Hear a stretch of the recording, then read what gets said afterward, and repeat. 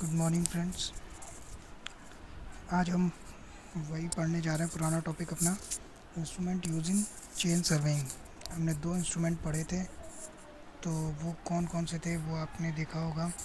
पहला पढ़ा था हमने लोकेशन डिवाइस पिछले वीडियो में, दूसरा था रेंजिंग डिवाइस। लोकेशन डिवाइस में हमने पैक्स पढ़ा था, एरोज़ पढ़े थे, वो किस चीज़ के बने होते हैं, क्या काम आता है, ये सब हमने देखा था। रेंजिंग में डिवाइस में क्या होगा, हमने रेंजिंग रॉड पढ़ा था, ऑफसेट रॉड पढ़ा था, ये सब दो चीज़ें पढ़ी थी।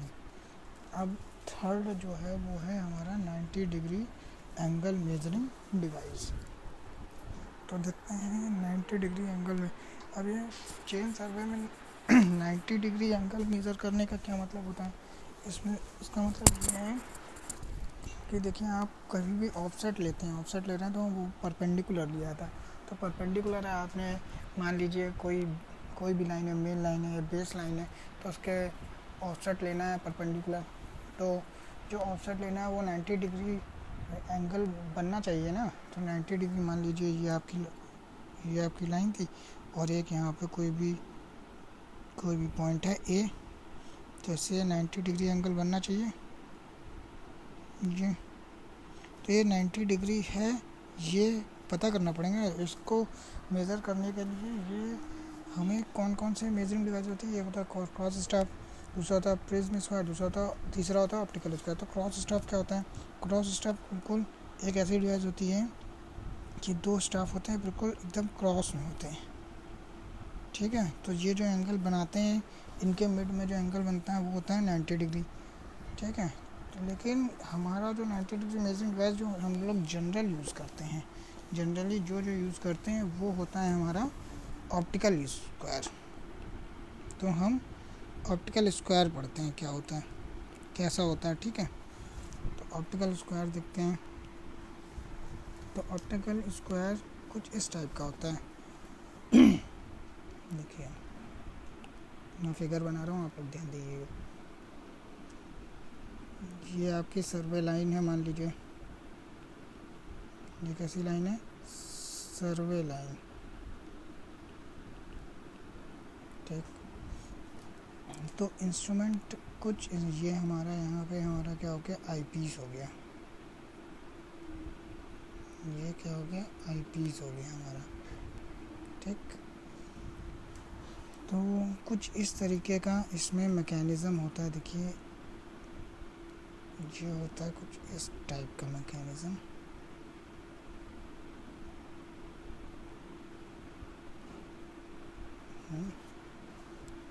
और यहाँ पे एक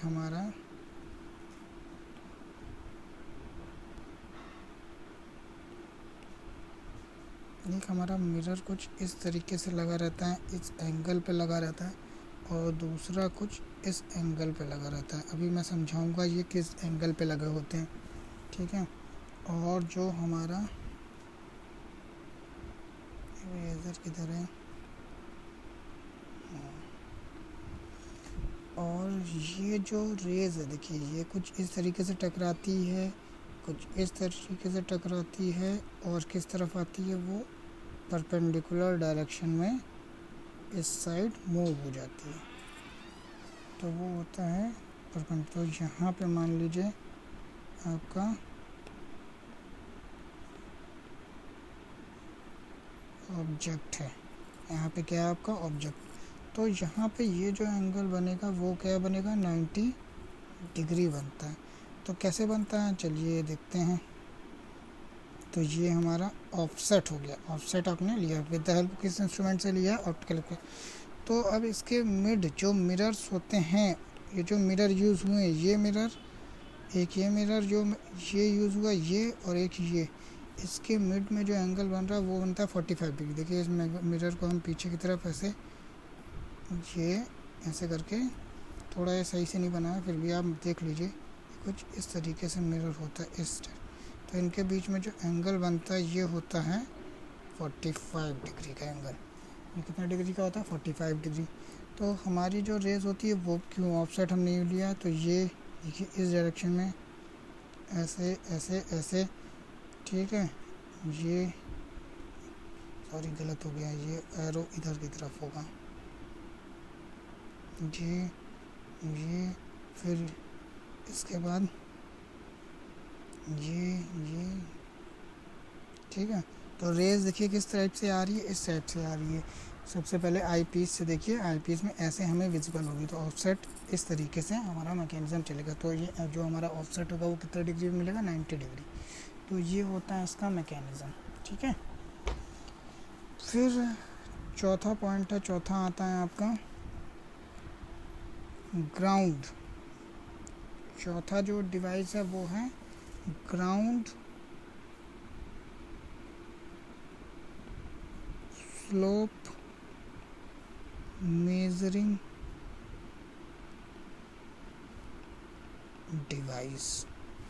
तो ग्राउंड स्लोप, अब देखिए आप सर्वे कर रहे हैं, चेन सर्वे कर रहे हैं, तो आपने जो ग्राउंड को कैसा माना है, प्लेन मारा है, मतलब हॉरिजॉन्टल प्लेन माना है। अब ये क्या है, ग्राउंड बिल्कुल हॉरिजॉन्टल है नहीं, कहीं कहीं पे क्या होगा, किसी स्लोप पे होगा, कोई एंगल बना रहा होगा किसी स्लोप पे होगा, तो वो स्लोप है, तो वो पता करना पड़ेगा ना स्लोप। तो आपको मान लीजिए अगर ग्राउंड को प्लेन करना है तो आपको उसका स्लोप पता होना चाहिए, तभी तो आप वहाँ से क्या करेंगे, मिट्टी हटा करके उसको प्लेन करेंगे, ठीक है। तो उस समय कौन सा इंस्ट्रूमेंट यूज़ होता है ग्राउंड स्लोप मेजरिंग करने के लिए, वो होता है क्लिनोमीटर,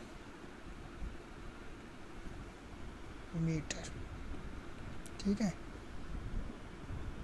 ठीक है, अब ये इसके बारे में सिर्फ नाम पढ़ लीजिए, क्लिनोमीटर, इसके कैसा होता है ये आपके कोर्स में है नहीं, ठीक है। चलिए, अब जो पांचवा होता है, ठीक है, चेन सर्वे में एक इंस्ट्रूमेंट जो होता है, मेन इंस्ट्रूमेंट जो होता है, इसको हम फिफ्थ पॉइंट हो गया ना ये, तो फिफ्थ पॉइंट हमारा क्या हो गया, डिस्टेंस मेजरिंग इंस्ट्रूमेंट। अब आप डिस्टेंस, चेन सर्वे में डिस्टेंस कैसे मेज़र करते हैं, डिस्टेंस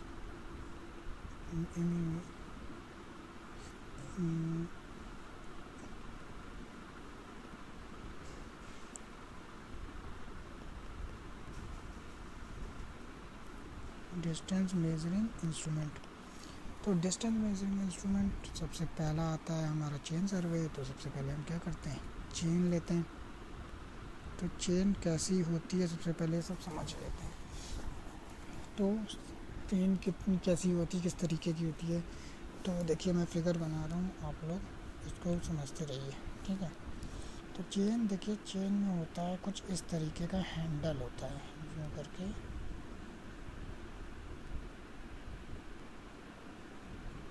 ठीक है, कुछ इस तरीके का क्या होता है, हैंडल होता है, जिसकी साइड से आप चेन पकड़ते हैं। फिर इसमें एक ऐसे करके लिंक होता है, ठीक है,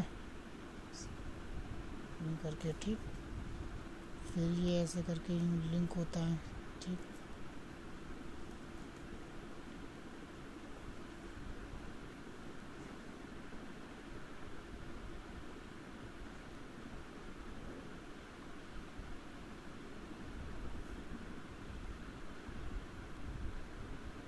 ऐसे कर, तो अब देखिए ये जो लिंक है, ये क्या, ये हैंडल होता है ब्रास का बना होता है। ये क्या होता है, ब्रास हैंडल होता है, ठीक है। और एक ये जो है आपको ये नज़र आ रहा है, ये ओवल रिंग है, गोल रिंग होती है, छल्ला होता है, ठीक है। ये ओवल रिंग है। और इस ओवल रिंग के मिड से लेकर के इस दूसरे ओवल रिंग के मिड तक, ये जो होता है इसको हम कहते हैं लिंक। ये क्या है, एक लिंक है। तो यहाँ पे देख लेते हैं लिंक का जो लिंक है, इसका जो डायमीटर होता है, ये जो चेन यूज़ कर रहे हैं इसका डायमीटर होता है, वो कितना होता है, 4 mm। ये जो लिंक है, ये जो अंदर मतलब जो चेन यूज़ हो रही है जो, तो उसके जो डायमीटर होगा वो कितना होगा, 4 mm। इसको हाईलाइट कर ले देते हैं, ठीक है, 4 mm, ठीक है। और ये लिंक है, ये इसको भी हाईलाइट कर लीजिए, ठीक है। ये हमारा ब्रास हैंडल होता है, ठीक है। तो कुछ इस तरह की चेन होती है, ठीक है। समझ गए चेन के बारे में, ठीक है।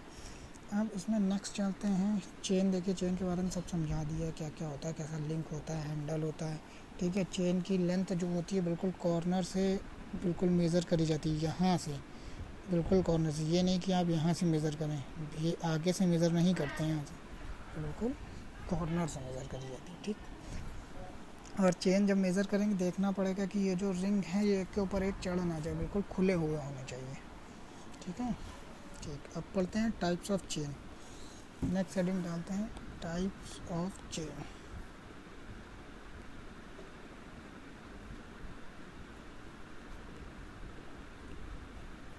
टाइप्स ऑफ चेन, तो पहला आता है आपका metallic chain, sorry metric chain.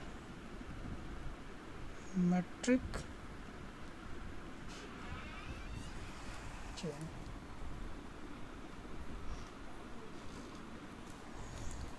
तो मेट्रिक चेन के बारे में हम पढ़ लेते हैं क्या क्या होता है, ठीक है। मेट्रिक चेन होती है 20 मीटर, ठीक है, 20 मीटर, 30 मीटर, ठीक है। 20 मीटर की 100 लिंक वाली चेन, जिसमें क्या होगा 100 लिंक होंगे, या 30 मीटर की 100 लिंक वाली चेन। तो आप निकाल सकते हैं एक लिंक की कितने मीटर की है वो भी निकाल सकते हैं। या 30 मीटर की 150 लिंक वाली चेन, ठीक है। ये आपका हो गया मेट्रिक चेन। दूसरा इसमें होता है, दूसरा होता है गंटर्स चेन। दूसरा होता है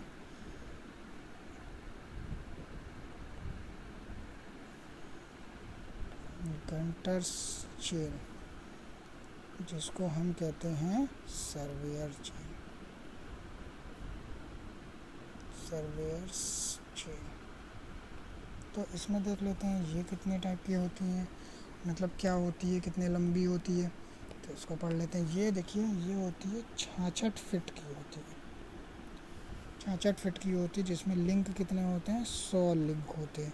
बाकी चेन वही रहती है, बस लंबाई कितनी है 66 फिट। ऊपर देखिए मीटर में, इधर घंटर्स में, वो घंटर चेन या सर्वेयर चेन या फिट में हो गई, ठीक है। तीसरा हो गया, तीसरा हम है इंजीनियर चेन। तीसरा चेन है इंजीनियर्स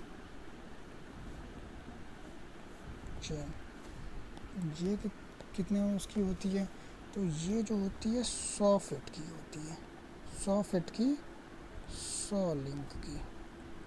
कितने लिंक 100 लिंक, ठीक है। इसमें लिंक होते हैं 100। तो गंटर चेन जो होती है, इससे इसकी डिस्टेंस हम मेज़र करते हैं, मेज़र डिस्टेंस माइल, मील, 1 मील 2 मील इसकी डिस्टेंस मेज़र करनी होती है तो मेज़र करते हैं, ठीक है। और ये ज़्यादातर कहाँ यूज़ होती है, इंग्लैंड में यूज़ होती है, यूज्ड इन इंग्लैंड, ठीक है, क्योंकि वहाँ और इसको मेज़र करते हैं माइल में, माइल्स में मेज़र करी जाती है, ठीक है। और इसके बाद चौथी जो चेन है उसको मैं यहाँ कॉर्नर में लिख देता हूँ। फोर्थ टाइप जो है वो हमारा है रेवेन्यू चेन। ये रेवेन्यू चेन देखिए, इसका सबसे अलग है। ये होती 33 फुट की होती है, जिसमें लिंक कितने होते हैं 16 लिंक होते हैं, समझ गए। मतलब लंबे लंबे जो लिंक की डिस्टेंस है वो क्या होगी, लंबी लंबी होगी, ठीक है। तो ये हो गया आपका टाइप्स ऑफ चेन, ठीक है।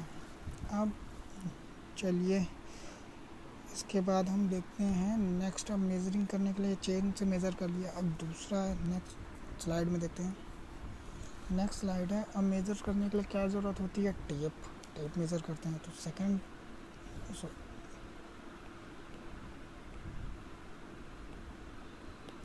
टेप, कौन कौन से टेप होते हैं ये भी देख लेते हैं। तो पहला होता है क्लॉथ, कपड़े का बना हुआ टेप, या जिसको हम लिनन टेप कहते हैं, लिनन टेप, ठीक है।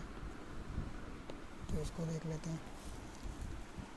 तो ये क्या होता है कि लिनन टेप देखा होगा कपड़े का बना होता है, तो इसके क्या क्या क्वालिटी होती है, ठीक है। मतलब ये प्रिसाइज, अगर एग्जैक्ट हाई डिग्री में प्रिसीजन लेना है, मतलब अगर ज़्यादा प्रिसाइज मेज़रमेंट करना है, तो हम इसको बिल्कुल भी यूज़ नहीं करेंगे, ठीक है। क्योंकि ये क्या करता है, मॉइस्चर को एब्जॉर्ब करते, गीला हो जाएगा तो फैलेगा, ठीक है, और ट्विस्ट हो जाएगा, ट्विस्ट होने के चांसेस हैं। और लेंथ क्या होगी, बढ़ भी सकती है इसकी, खींचते जाएंगे तो लेंथ क्या होती है कपड़े की, बढ़ जाती है। तो इसलिए हम इसको नहीं लेते हैं, ठीक। दूसरा होता है मेटालिक टेप। दूसरा कौन सा है, मेटालिक टेप। तो मेटालिक टेप, जैसे मेटल तो कौन कौन सा मेटल लिया जाता है इसमें, देखिए लिया जाता है ब्रास और कॉपर, दो मटेरियल लिया जाता है, ठीक है। और ये क्लॉथ टेप से क्या है, सुपीरियर है, मतलब ये अच्छा रिजल्ट देता है, ठीक है। थर्ड देखते हैं, थर्ड क्या है, सी कर ले लो, सी जो है वो है स्टील टेप। वो कौन सा टेप है, स्टील टेप। तो स्टील टेप में क्या होता है, चलिए देखते हैं। स्टील टेप जो होता है ये मेटालिक टेप से ज़्यादा सुपीरियर है, ठीक है। ये क्या है, सुपीरियर देन मेटालिक,